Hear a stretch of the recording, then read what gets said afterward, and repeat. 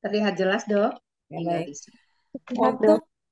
Untuk melakukan deteksi dini mengenai kegawat daruratan neonatus ya. Jadi bagaimana sih kita sebetulnya melakukan deteksi dini ini ya?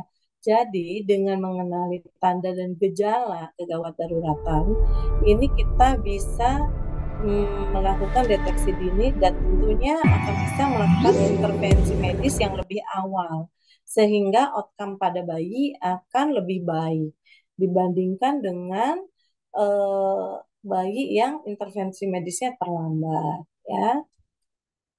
Nah, eh, bagaimana caranya kita deteksi dini? Tentunya ya kita harus periksa bayi baru lahirnya ya. Nah, 1 jam pertama itu adalah first golden hour ya. Jadi yang sangat penting itu di 1 jam pertama. Makanya resusitasi neonatus itu harus dimiliki eh, kemampuannya oleh semua petugas kesehatan ya. Hari-hari pertama tentu sangat penting karena seperti tadi ada fase-fase adaptasi transisi fisiologis dari dalam rahim keluar rahim ya. Kemudian juga dengan deteksi dini kita bisa mengetahui sedini mungkin kalau ada kelainan pada bayinya ya. Ini resiko kematian terbesar ini terjadi Audio, tonton video. pada 24 jam pertama kehidupan ya. Jadi makanya dianjurkan sebaiknya jangan buru-buru pulang walaupun bayinya lahir spontan ya. Paling ideal adalah 24 jam pertama berada di fasilitas kesehatan dulu ya. Kemudian saat pemeriksaan juga kita harus nilai nih faktor resiko kegawat daruratannya ya.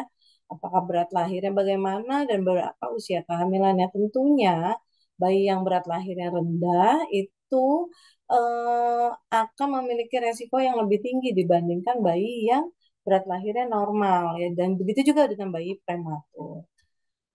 Ini gimana kriteria bayi berat lahir rendah ya? Jadi bayi yang beratnya kurang dari 2.500 gram itu kita sebut berat lahir rendah. Kita tidak memandang usia kehamilannya ya kalau melihat berat lahir ya. Jadi kita bilang berat lahir rendah kalau di bawah 2.500, kalau berat lahir sangat rendah itu di bawah 1.500 dan berat lahir amat sangat rendah itu di bawah 1.000 ya. Nah, kemudian bayi dengan berat lahir rendah ini kita juga harus tahu gestasinya, usia gestasinya apakah sesuai atau tidak dengan beratnya. Biasanya bayi-bayi prematur tentunya beratnya akan rendah. Jadi kalau bayinya berat rendah tetapi sesuai dengan masa kehamilan, maka itu resikonya lebih ringan dibandingkan bayi-bayi yang berat lahirnya rendah tapi kurang masa kehamilan ya. Jadi itu akan berbeda sekali makanya usia kehamilan itu diperlukan untuk diketahui karena faktor resikonya berbeda ya. Nah, ini kita bisa lihat untuk usia kehamilan ya. Kalau di bawah 28 minggu itu kita bilang adalah ekstrim prematur ya. Di bawah eh, antara 29 sampai 31 minggu kita bilangnya sangat prematur atau very preterm ya. Kalau di antara 32 sampai 34 minggu kita bilangnya moderate prematur. Dan di atas 34 minggu ya, di antara 35 36 minggu ini kita bilangnya prematur akhir atau late preterm ya. Pembagian ini tentunya memiliki dampak implikatif terhadap resiko kegawat daruratan pada bayi prematur. Bayi prematur yang lahir di usia 3 minggu, 35 minggu tentunya akan sangat berbeda dengan bayi prematur yang lahir di usia 30 minggu ya. Jadi ini juga sangat penting untuk diketahui. Nah, ini tadi seperti tadi itu kita harus tahu juga faktor resikonya ya. Jadi saat kita akan menolong persalinan, kita harus tahu bahwa bayi ini apakah dia memiliki faktor resiko untuk terjadinya kegawat daruratan atau tidak ya. Nah, Kita lihat ya. Jadi, begitu bayi lahir, kita lakukan penilaian awal pada bayi baru lahir ya.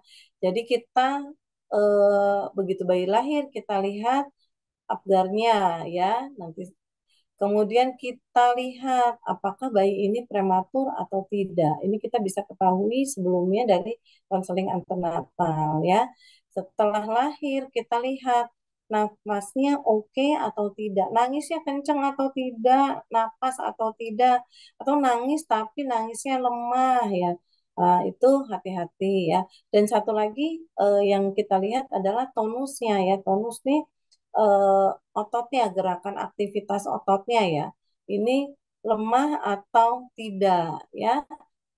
Bayi yang ini kalau kita lihat ya kayak di video ini bayinya sangat bugar ya. Kalau kita lihat bayinya cukup besar, kemungkinan prematur tidak ya. Kemudian napasnya nangisnya kencang dan otot-ototnya juga aktivitasnya aktif ya. Nah, ini bayi-bayi yang sehat ya.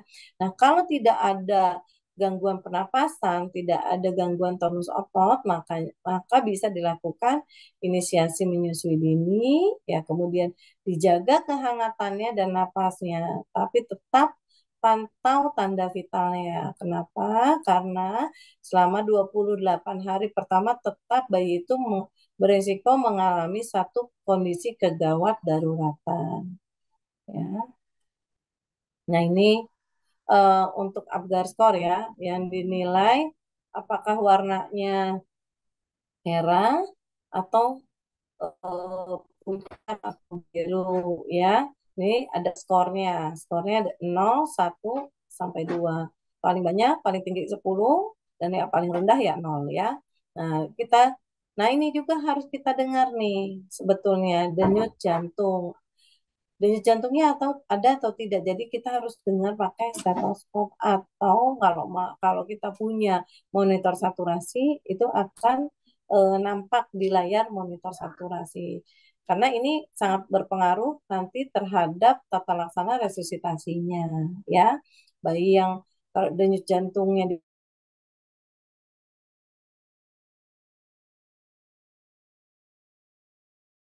di bawah yang ventilasi tekanan positif ya, atau bahkan dilakukan resusitasi jantung baru juga ya. Kemudian bagaimana responnya terhadap rangsang? Apakah dia nangis kencang, kemudian aktif, ataukah dia hanya eh, merintih ya, merintih, responnya minimal ya, atau bahkan tidak berespon sama sekali walaupun sudah kita rangsang ya.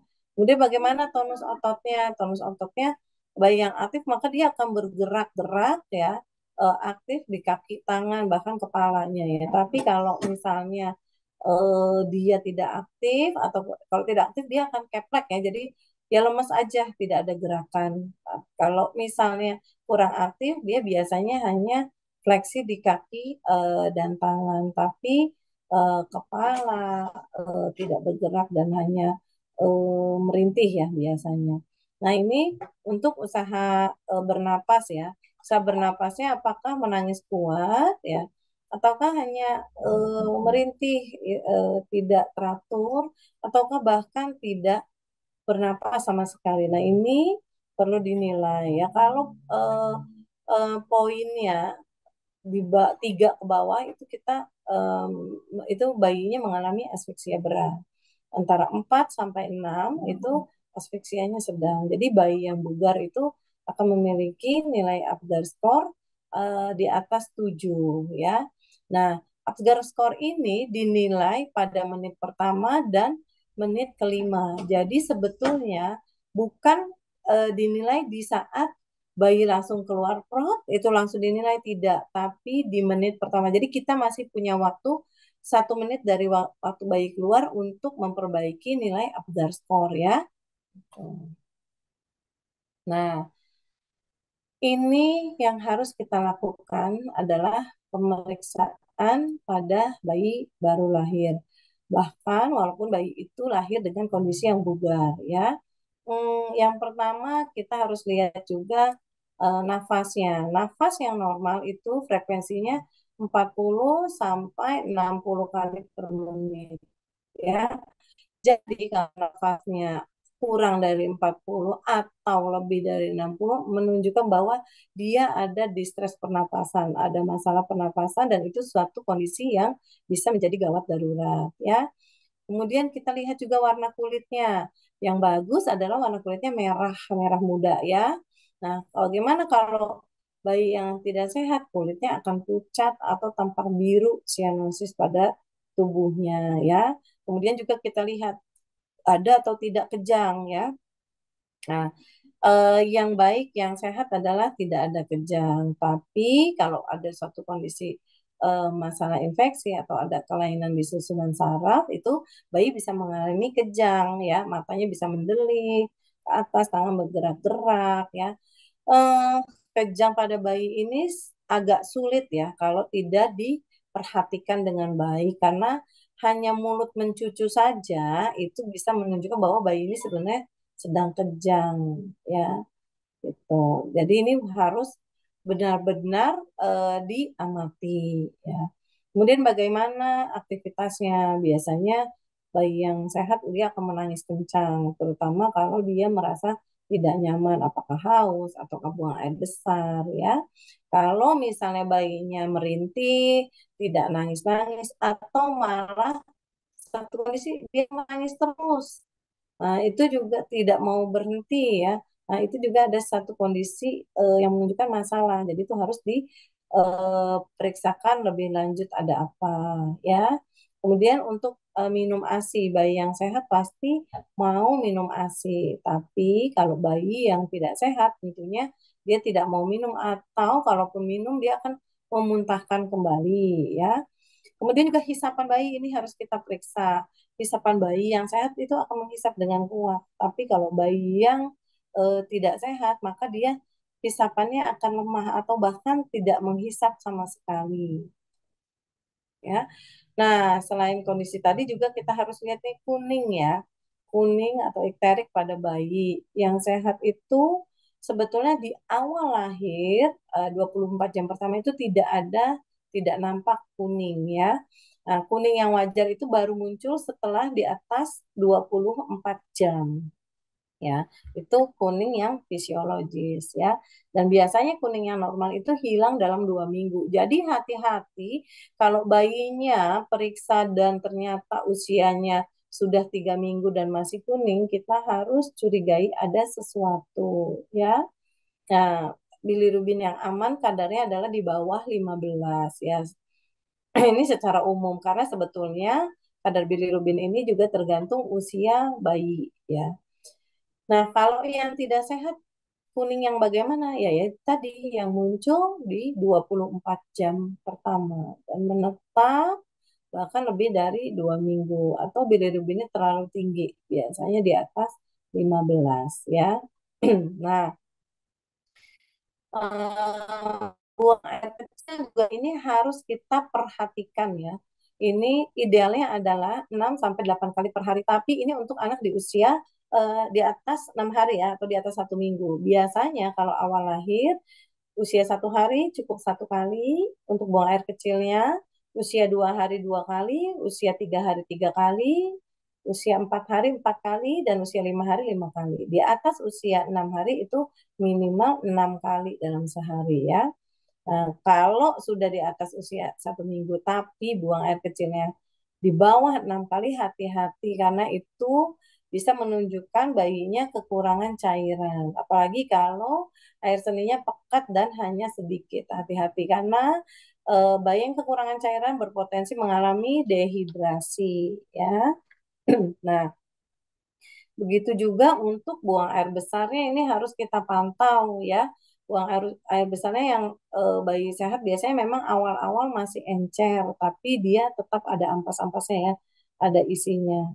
Nah, kalau yang tidak sehat ini buang air besarnya sangat sering sekali dan tidak ada, biasanya hanya air saja ya, atau warnanya dari warna buang air besarnya pucat ya. untuk awal-awal bayi itu buang air besar namanya mekonium ya. Mekonium itu warnanya hijau tua atau orang bilangnya itu hitam ya, padahal itu hijau tua sih sebetulnya.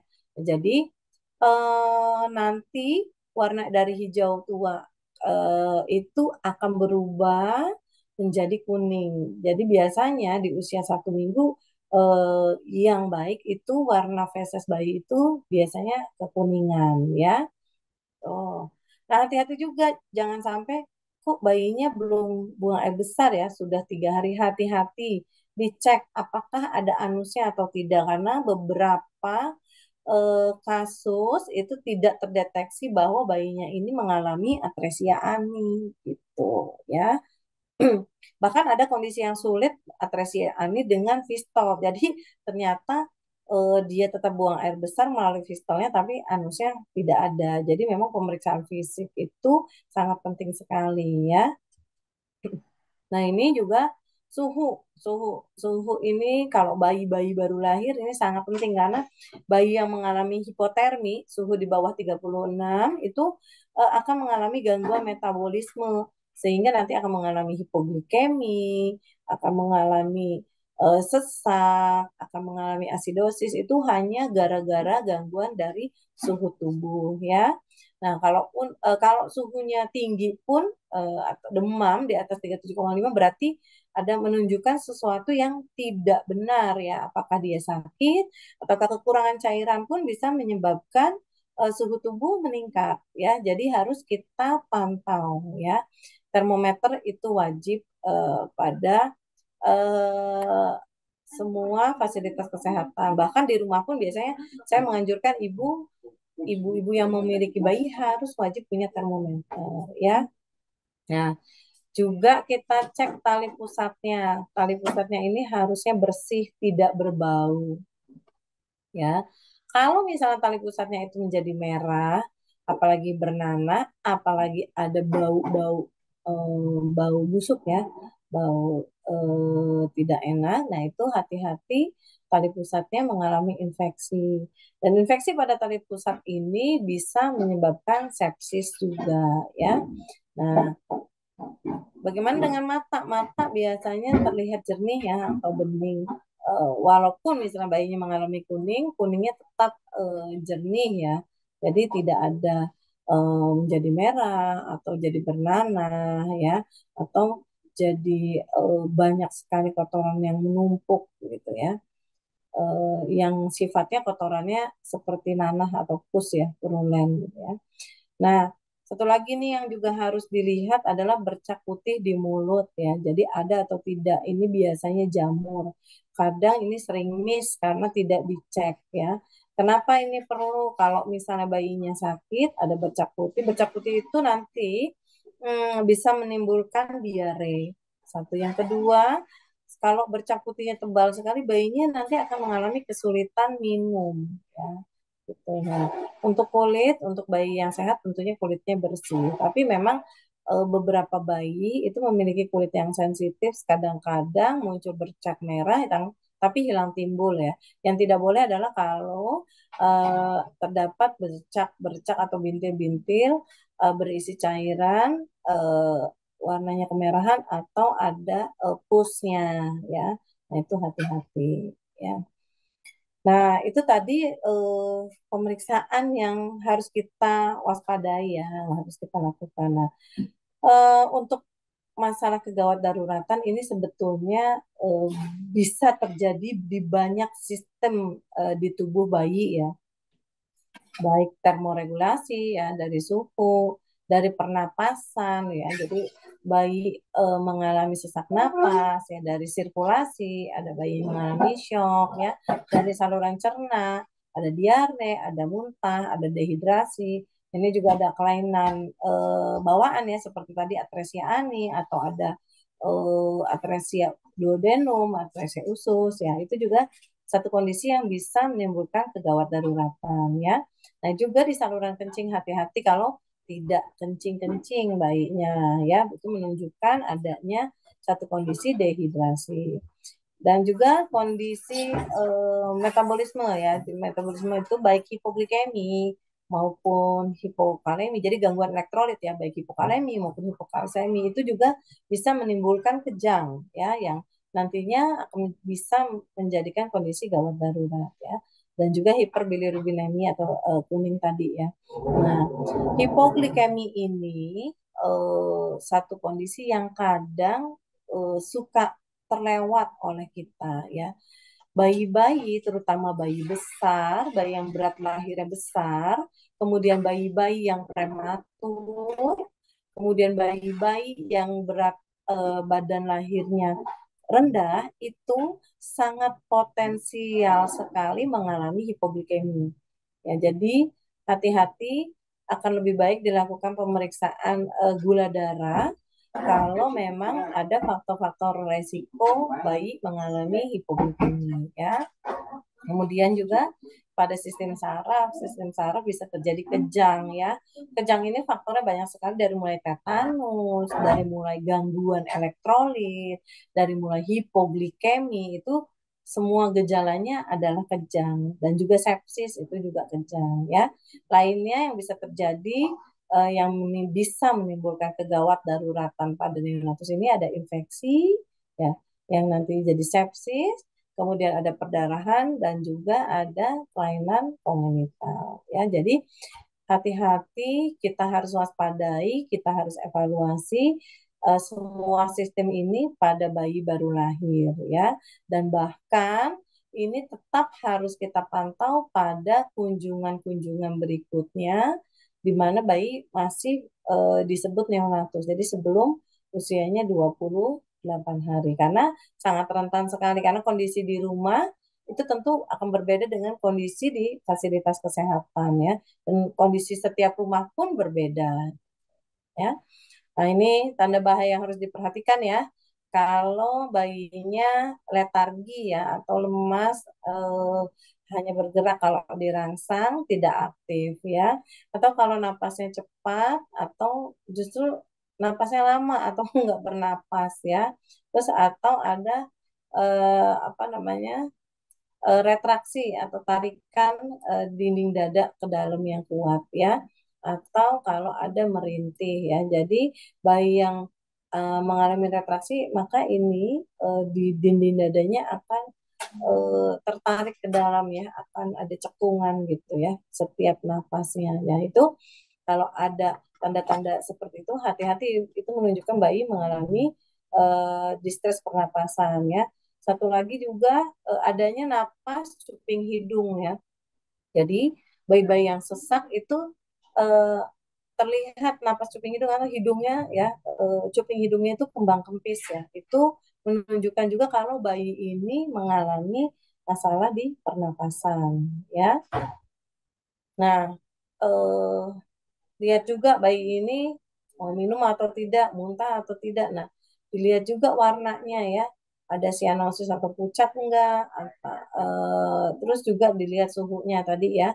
Targetnya suhunya antara 36,5 sampai 37,5 ya. Nah, ini tadi juga harus kita pantau ada kejang atau tidak, ada nanah di mata, atau nah kemerahan yang meluas di pusar ya, ada diare atau tidak, atau ada kuning atau tidak. Nah, ini kalau kita lihat di sekitar pusarnya ada tanda kemerahan, atau bahkan ada nanah di sini yang keluar dari sini, hati-hati karena itu ada infeksi dan itu berpotensi menjadi sepsis ya. Jadi harus segera ditata laksana ya. Jadi ini kita, kalau kita lihat nih infeksi yang berat, tentunya ada gejalanya tadi yang kita bilang itu, bahwa nggak mau minum atau muntah atau kejang, itu semua bisa jadi gejala dari infeksi ya. Sesak, merintih, demam ya, ini semua adalah gejala dari infeksi yang berat ya. Nah, kemudian juga dengan diare, hati-hati pada diare. Yang menjadi resiko terberat adalah adanya terjadi dehidrasi yang berat. Ya, kalau bayinya sudah lemas, letargis, sudah tidak sadar, matanya cekung, turgornya lambat, ya, Ini kalau kita lihat nih kayak di gambar nih udah matanya udah cekung. Ya ini hati-hati nih diare dehidrasi berat ya. Kalau dehidrasi sudah berat, metabolismenya sudah terganggu, semua sistem juga terganggu. Jadi gejalanya nanti bisa semua gejala ada ya, baik kejang, demam, infeksi ya, itu kuning pun bisa terjadi gitu ya. Kalau masih ringan sedang, kalau cuma rewel, matanya udah mulai cekung, tapi turgornya masih cukup baik ya, berarti dehidrasinya belum terlalu berat, tapi itu sudah warning ya, sudah warning. Jadi sudah harus hati-hati apakah perlu dirawat ataukah cukup dilakukan perawatan di rumah. Itu harus benar-benar diputuskan ya. Nah, ini seperti tadi yang saya katakan jaga kuning ini kenapa bisa jadi kondisi yang gawat darurat karena ternyata kuning ini bisa namanya Kern icterus ya. Kern icterus ini eh, bayinya nanti akan letargis, bayinya nanti akan mengalami kejang ya. Dan itu eh, akan memberikan dampak ke perkembangan selanjutnya. Itu yang sangat disayangkan ya. Jadi hati-hati pokoknya kalau ada kuning di 24 jam pertama, hati-hati ini sesuatu yang tidak normal, yang tidak fisiologis ya. Atau kuningnya benar-benar dari muka sampai ujung telapak kaki ya. Atau kuningnya memang tidak hilang-hilang sudah lebih dari 2 minggu ya, atau kuning tapi tinjanya atau fesesnya warnanya pucat seperti apa ya, dempul mobil ya. Jadi seperti putih tulang gitu ya. Nah, itu hati-hati karena itu bisa menunjukkan satu kondisi kelainan bawaan yang disebut atresia biliar ya. Dan atresia biliar ini perlu penanganan cepat karena nanti prosesnya akan beda kalau penanganannya sudah lebih lama. Biasanya di atas 1 bulan sudah akan berbeda prognosisnya. Nah, nah, ini satu kondisi kejang ya. Jadi eh, kejang yang saya bilang pada neonatus itu agak sulit karena tidak khas seperti pada anak-anak atau seperti pada orang dewasa. Tuh, kalau kita lihat dia hanya mengangkat ini ya, tangannya saja. Tuh. Ya, jadi ini agak eh, kita harus mengamatinya benar-benar ini ya, detail ya, teliti ya. Gitu. Begitu juga dengan ini ya. Jadi ini hanya mata mendelik ya, tubuhnya kaku. Tuh, mata yang mendelik, tubuhnya kaku, bibir yang agak mencucut dan ini biru. Dirangsang pun dia tidak berespon bayinya ya. Tuh, tubuhnya kaku, dirangsang tidak berespon. Nah, ini kondisi kayak gini ini sebetulnya kondisi kejang ya pada bayi. Oke, mungkin untuk slide-nya sekian. Nanti kita lanjutkan dengan diskusi yang lebih banyak. Terima kasih.